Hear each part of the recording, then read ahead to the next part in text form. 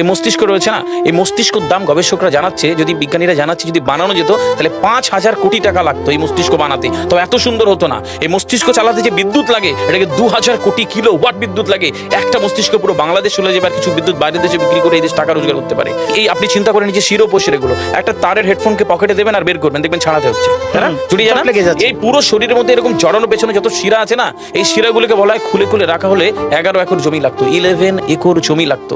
কেন ইমাজিন আমাদের মধ্যে কি রয়েছে, পুরো শরীরে 650টা মাংসপেশি রয়েছে, যা ইনস্ট্রাকশন দেবেন তাই করবে। আজকে একবার ভেবে না কাল একটা বাইক কিনবেন, হন্ডা কিনবেন, আপনি বাইরে বেরোবেন দেখবেন সব বাইকের দিকে নজর যাবে, এই বাইকটা ভালো, এটা সুন্দর, মাইলেজ ভালো, কোনটা ভালো, কি দেখবো। যতক্ষণ না কিনবেন মস্তিষ্ক আপনাকে ছাড়বে না, ও চিন্তা করতে থাকবে। ঠিক সেরকম একটা কমেন্ট যখন দিয়ে দেবেন এই মস্তিষ্ক আপনাকে ওই কাজে এগিয়ে নিয়ে যাবে।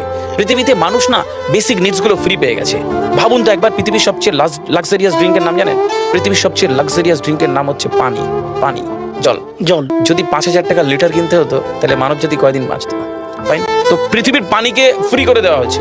অক্সিজেন, একটি গবেষণা জানায় সারাদিনে একটা মানুষ যত অক্সিজেন নেয় এই টাকা দিয়ে কিনতে হতো তাহলে 3.5 লক্ষ টাকা লাগতো একদিনের। শুধু রাত হয় বলে আপনাকে কত টাকা ইলেকট্রিসিটি বিল দিতে হয়, তাই না? ফ্রি পেয়েছি।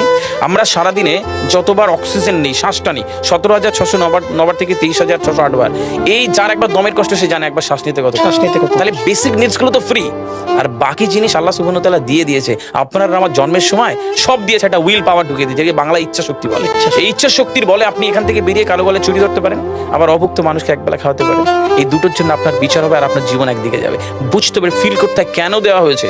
আমরা বেশিরভাগ মানুষ দেখবেন নামাজে দাঁড়ানোর সময় চিকন একটা ঘেমো গন্ধওয়ালা পোশাক করে নামাজে দাঁড়ায়, বিয়ে বাড়ি যাচ্ছি হেভি ফিটফাট করে।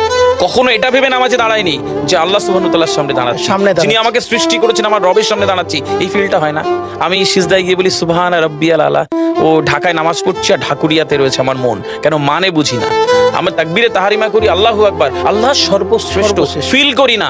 যখনই না ফিল করবেন তখন অনুভূতি আসবে না। সূরা জুমার আয়াত নাম্বার 9 খুব সম্ভবত আল্লাহ সুবহানাহু ওয়া তাআলা কোরআনে বলছে যে জানে আর সে জানে না, দুটো ব্যক্তি এক হতে পারে না। সুতরাং বুঝতে হবে। হাদিস শরীফে আমরা সবসময় পড়ি না যে শহীদের রক্তের তুলনায় জ্ঞানীর কলমের কালি অনেক বেশি মূল্যবান। কেন বলেছে? ফিল করতে হয়। এই ফিল যখন কেউ করবে তখন তার জীবনটা বদলে যাবে।